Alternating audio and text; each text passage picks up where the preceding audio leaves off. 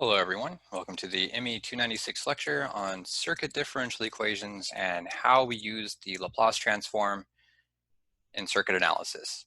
So first, circuit differential equation and how to construct it. A differential equation is at its core a relationship between a function and its derivatives and integrals. How does that apply to circuits? Well, let's look at the governing equations that we know and how they relate to one another. First is the resistor equation, or Ohm's law, V equals I times R. Then the capacitor equation, V equals Q over C. Finally, the inductor equation, V equals L times the time derivative of current. At first glance, we have an apparent relationship via the voltage, and we also know that Kirchhoff's voltage law gives a relationship between the voltages of a circuit. So, perfect. We now have a single master equation that governs LRC series circuits. And this does not immediately look like a differential equation, but it is. And let's see how it is.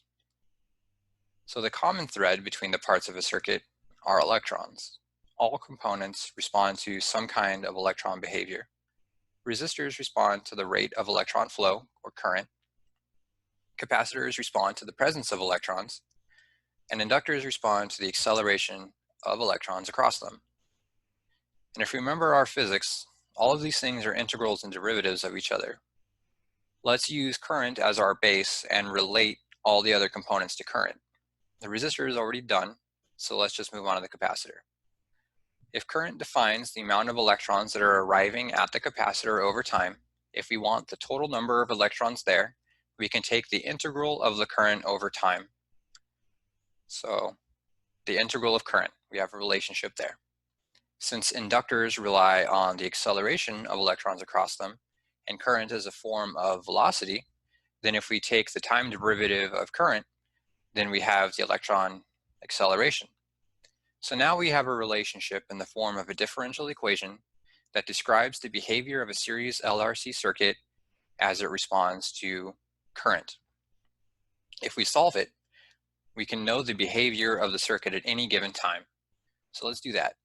And we're going to start with a simple case of an applied voltage that is constant over time, and then take the time derivative of the whole thing and then rearrange.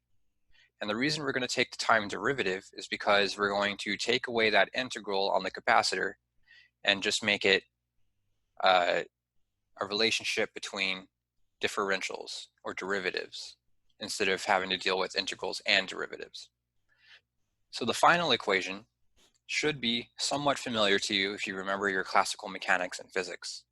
Aside from the coefficients, this is exactly the same mathematical formula that determines the behavior of a mass on a spring in a system that contains damping. So we're going to solve it the same way. We're going to define two constants to simplify our notation. We're going to define omega to be equal to 1 over the square root of CL, so omega squared is 1 over CL, and B as R over 2L. Once we do this, we can then take the roots of our characteristic equation, where our characteristic equation we developed using our linear differential operators as defined in another video. And then these roots give us three domains. One domain where all the roots of our characteristic equation are real, one for imaginary roots, and one where there's only a single root in our system. So because this equation describes a damped oscillatory motion, each of the three regimes is named for the type of damping experienced. If the differential equation has multiple roots that are all real, we must have a situation where B is greater than omega. So we have a non-zero square root factor in our quadratic equation. This is called overdamped. Why is that? Remember that B is defined such that resistance is on the denominator. And remember also that real resistance is what causes energy to leave our circuit. And in this case, it's assisted by the other components by way of the non-zero square root factor. If the resistance is the dominant factor in the circuit, it must be that the energy leaving our circuit is also the dominant behavior. Hence, we're overdamped. If there's only a single root, it must be that B and omega are equal to each other, making the root equal to only negative B. And this is called critically damped. And why is that? This means that the response of the circuit is governed strictly by B. The capacitor takes no part based on our definitions, and our circuit is governed by a part that loses energy and a part that does not like a change in current. Remember that inductors resist a change in current. This means that we should have a smooth, moderated response because we're losing energy through the resistor, and the inductor is trying to make sure that our current doesn't change too much too rapidly. If we have two complex roots, we're in the underdamped regime. And why underdamped? So in this regime, the capacitor is actually the dominant factor in the circuit. A capacitor opposes the flow of current due to when we accumulate electrons on the capacitor plates, we continuously are building up repulsion on that plate that's going to slow down the current. And if the capacitor is in fact in charge, eventually this repulsion is going to overcome the force pushing the electrons onto it, and it's going to actually repel electrons from it, reversing the current in time. So what's going to happen is eventually the current's going to slow down and then reverse direction periodically. This is why it's called underdamped, is the damping is not enough to overcome the ringing or oscillatory motion. So I won't go through and prove the solutions provided at the bottom, nor will I make any of you go through and prove them. It's enough to know that they exist and they are unique to the three regimes described by our differential equation. So let's take a look at these regimes and what it means exactly for the flow across the circuit. So all else being equal, the circuit is in the underdamped regime due to the factor of 2 in B, reducing the effect of the resistance. So if R is 1, L is 1, C is 1, omega is equal to 1, and B is equal to 1/2 because of that factor of 2, which puts us into the underdamped regime. So you see a slight ringing. So let's explore the effect of changing resistance on the circuit. So at resistance is equal to 0, or the leftmost plot, we see a pure sine wave. The real resistance being 0 means that we're not losing any energy from the circuit. It just goes back and forth between the capacitor and the inductor, where the capacitor causes the current to change direction periodically. So we're going to be switching our energy back and forth between the magnetic field and the electric field. In the critically damped regime, in the center plot, we see no ringing. We see a smooth, continuous decrease in current until it approaches 0. And this is different than the overdamped regime on the right, in that the overdamped regime, there is an immediate decrease as soon as time starts. The critically damped current has a small but important initial region where the rate of current decline starts slow and then speeds up over time, whereas the overdamped regime instead starts at the maximum rate of decline, which then slows down. While this may not seem important, imagine you're on a roller coaster. Which is more fun, cresting over a hill or being immediately shot at the ground? I guess that depends on your attitude toward fun, but it's definitely a different experience, and it's the same for a circuit. The effects of inductance follow a similar pattern, except in reverse. A low inductance generates more damping in the circuit. The inductor also plays a role in the rate that the current experience is ringing. Notice that as inductance increases from left to right, that the oscillations do appear to be slowing down.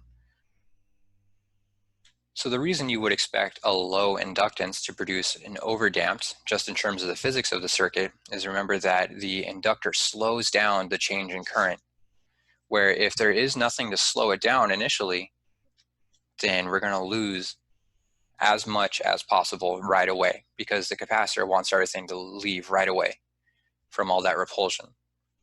So the only thing that's going to be stopping it is the resistor, and the resistor is what's losing energy to the rest of the world. So we can expect that it would be underdamped there. So now let's look at the effects of capacitance. As we move from left to right, capacitance increases. When the capacitance is very, very small, we see rapid oscillations, which decay over time. As the capacitance increases, we enter the overdamped regime. So what's happening here? A low capacitance means that the capacitor can hold fewer electrons at any given voltage. And this would indicate that it would reach capacity sooner, and the electron repulsion would overcome the initial current sooner, So a lower capacitance increases the frequency of the response of the circuit because it wants to oscillate back and forth more quickly because of the lower capacity. So remember how inductors also affect the frequency of our circuit? This is why it's not a coincidence that we call the combination of inductance and capacitance omega, which has the same symbol as angular frequency. This combination of inductance and capacitance is called the resonance frequency of the circuit, and this is the preferred operational frequency. The resonance frequency can also be found from the reactances of the components. If we set the inductive and capacitive reactances equal and then solve for the frequency, we find that we recover the 1 over inductance times capacitance if we square. On a gut level, why is it when reactances are equal? Well, it turns out that's when they're lowest, as seen by that small plot on the bottom. We can't do anything about the resistor, which does not respond to frequency and thus has no reactance.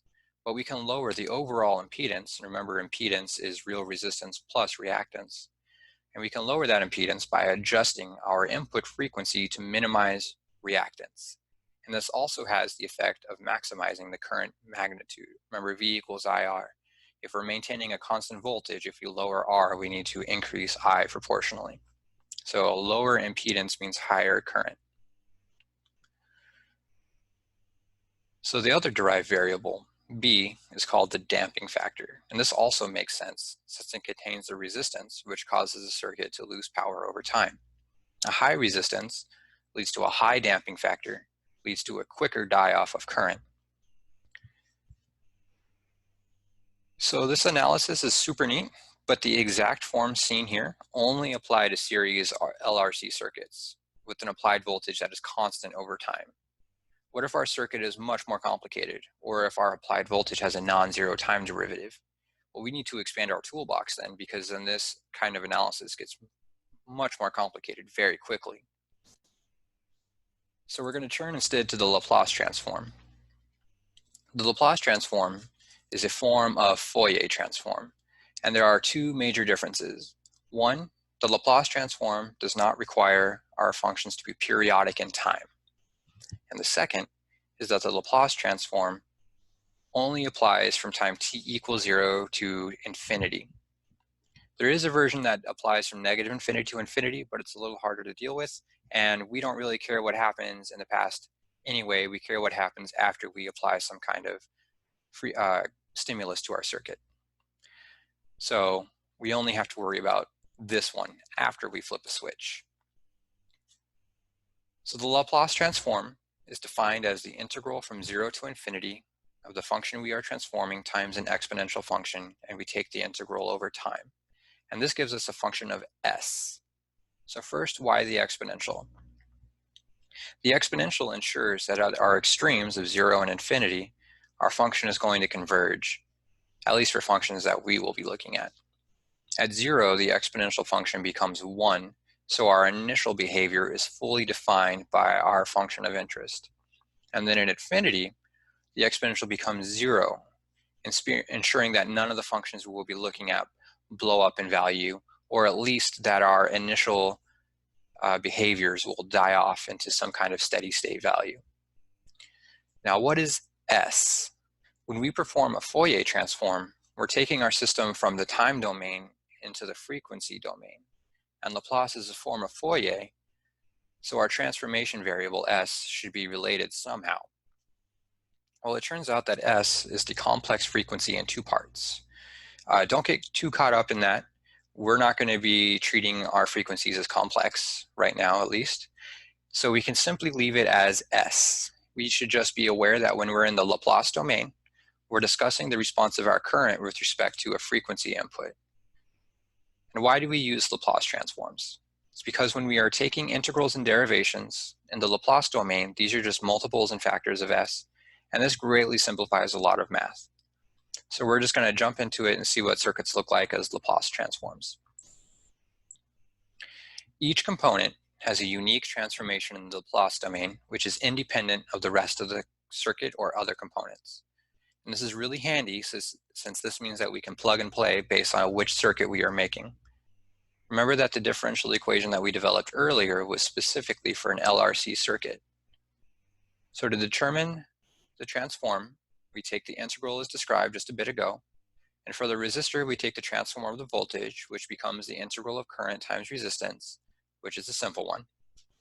We simply recover R with no modifications times the Laplace transform of the current, which we're going to leave as just I of S.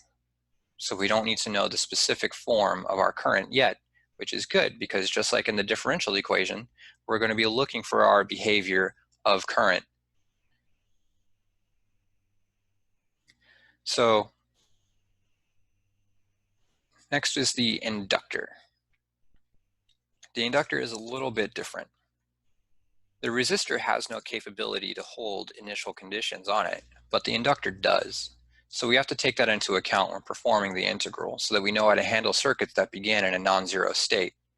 So taking the Laplace of the voltage gives the integral of the derivative of the current, but because we're in the Laplace domain, this transforms into just a factor of S. And then the final result is SL times the Laplace transform of the current. And then for non-zero initial conditions, we need to subtract off a factor of L in initial current. The capacitor is similar, except for we're solving for current instead of voltage in order to get that derivative inside of our integral. And this works out just like the inductor, except we need to solve for voltage, which results in the form of current over SC. And don't forget initial conditions, which are handled very similarly to the inductor. So you can use algebra to solve either one. If you need to know the voltage in the Laplace domain, you simply take the current form and rearrange until the voltage is on its own independently. And if you need to know the current, you take the voltage form and you rearrange until the current's on its own independently. So you can kind of transform these back and forth depending on what you're trying to solve for. So let's see our new Ohm's law in the Laplace domain. And it looks very similar to the version of Ohm's law that utilizes impedance. And for good reason, since Laplace transform describes circuit in the complex frequency domain, just like impedance does. You'll notice even that if we changed S for omega, this would be almost exactly the same as our reactances and impedance. So the last part before getting on how to use the Laplace is for when we have initial conditions, we need to treat the Laplace representation slightly differently depending on if we are solving for voltage or current, as denoted here. For the Thevenin equivalent inductor in series, any initial condition we have is, if we're looking at a Thevenin circuit, we have it in series. And if we're looking at a Norton circuit, our inductor is in parallel with its initial conditions. And it's the opposite for the capacitor. Our Norton circuit is in series with its initial conditions, and the Thevenin is in parallel with its initial conditions. All right, so on to applications, which is just going to be a series of examples so we can see how to use it and why it's useful. The first example is going to be a capacitor in series with a resistor.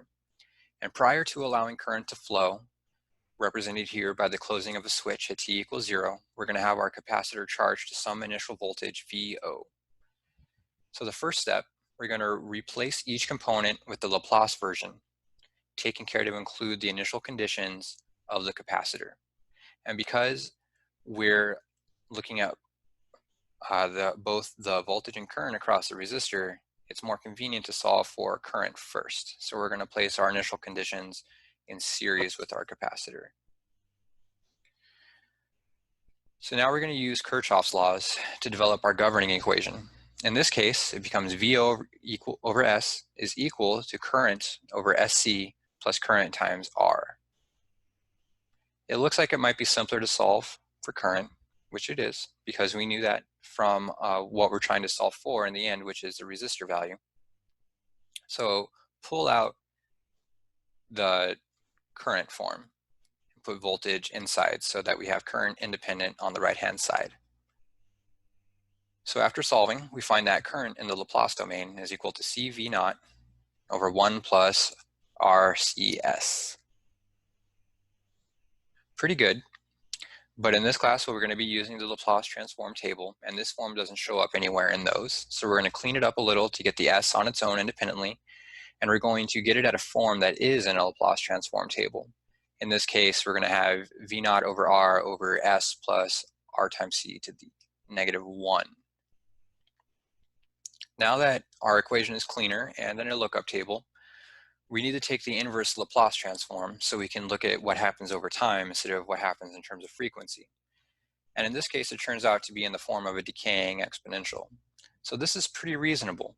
We should expect that over time, our circuit response will go to 0 since we're not adding any more energy to our circuit and we're losing energy to the resistor all the time. What about voltage? Well, we're going to start out with our RC series circuit again, but now we're going to solve for voltage, and we're going to create a parallel circuit in the Laplace domain. After doing so, we're going to create another governing equation using Kirchhoff's laws, and we perform the same steps as for current. The voltage across a resistor is also going to be a decaying exponential, and this is completely reasonable. If the current is decaying across the resistor and voltage is directly proportional to current, voltage should also have the same behavior as the current. If we remember our behaviors of capacitive and resistive circuits, these are exactly the governing equations we arrived at before. So far the Laplace transform seems to be working. So let's do another example. This time we're going to have a constant applied voltage source with no initial conditions on the capacitor.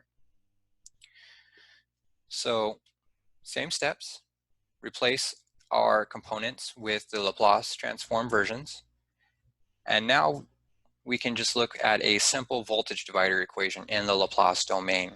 Remember that the voltage divider equation is output voltage across our component in question is equal to input voltage times the fraction of impedance our component of interest represents. And this is simply represented in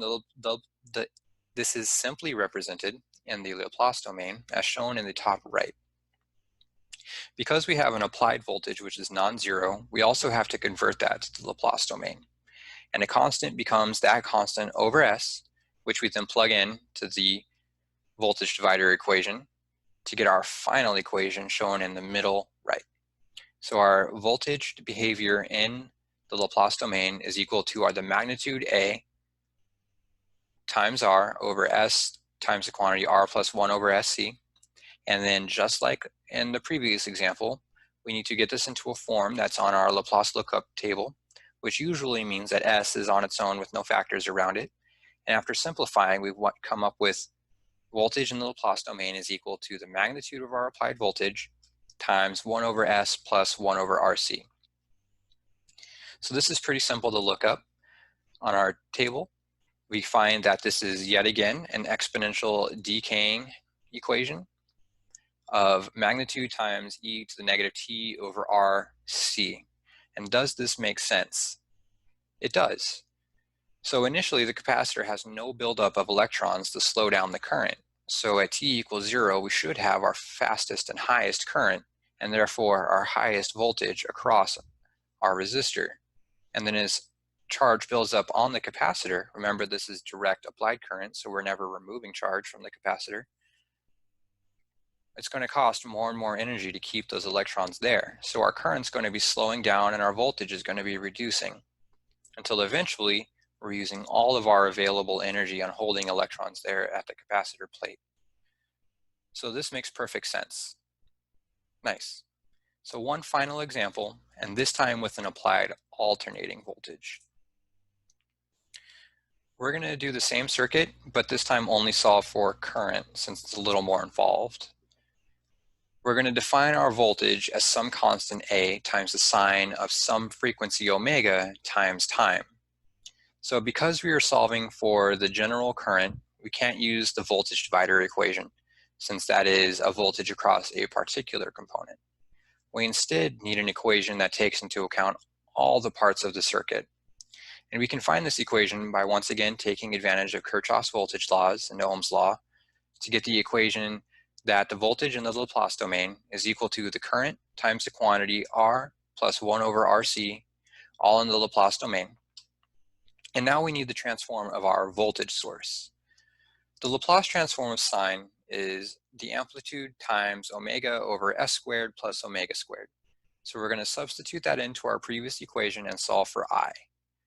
And then to make things a bit easier for the next steps, we're going to factor everything we can and try to get all of our s's without any multiplying factors. So now we have this complicated combination of two fractions, and there is no simple inverse Laplace of this complicated fraction. And we certainly don't want to take the inverse by hand, because then we have to do a long, complicated integration. What we can do is instead attempt to factor this equation into a sum of simpler fractions that do have a simple Laplace inverse. And we're going to do this by taking the partial fraction expansion of our equation. The partial fraction expansion, which is sometimes called partial fraction decomposition, takes one complicated fraction and breaks it down into several simpler ones. This is essentially the same thing as factoring a polynomial, with just only a little bit more algebra and hair pulling. So after we do that, we can break our initial equation into a sum of three fractions, each of which does have a simple inverse Laplace transform.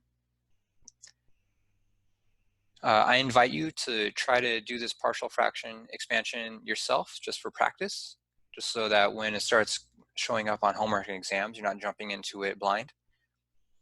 I'll also provide some material on where to get practice problems and a little bit more on where partial fraction expansion comes from. So once we have these simpler fractions, we convert them back into time domain.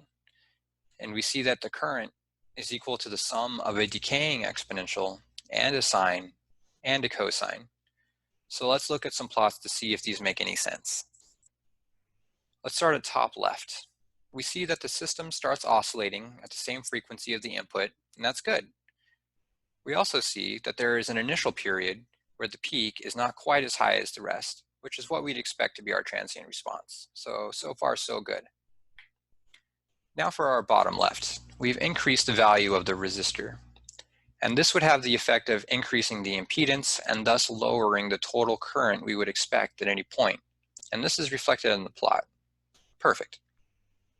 What about a really high frequency?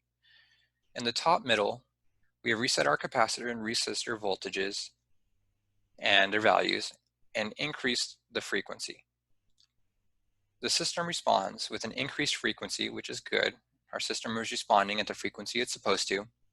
And then we also see an increase in the amplitude of the current, and this is also good. As we increase frequency, we decrease the impedance of our capacitor and thus our entire system. Therefore, we would need more current to achieve the same voltages. So this is good. This is what we expect and what we need to see.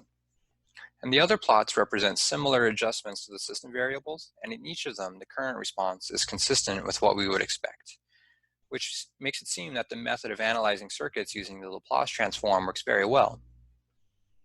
So let's do a little recap before we finish. Circuits can be represented by differential equations, and sometimes solving this in the time domain, or the domain in which we live, can be prohibitively time-consuming, if not outright impossible, for our mathematical toolboxes. So what we can do instead is we can solve using characteristic equations if it's not too complicated a circuit, or we can use the Laplace transform and solve in the frequency domain and then return back to the time domain. So both domains here, time and frequency, contain useful information. The time domain tells us what's actually happening here in the real world where we live at any given time. And the frequency domain tells us how the circuit might behave when subjected to different frequencies, which I will get into when I start talking about transfer functions coming up soon. Overall, that was quite a bit of information. Hope you were able to understand a lot of it. There's also going to be several other videos that will try to help explain some of these concepts a little bit, or at least the mathematical foundations. Oh, see you next time.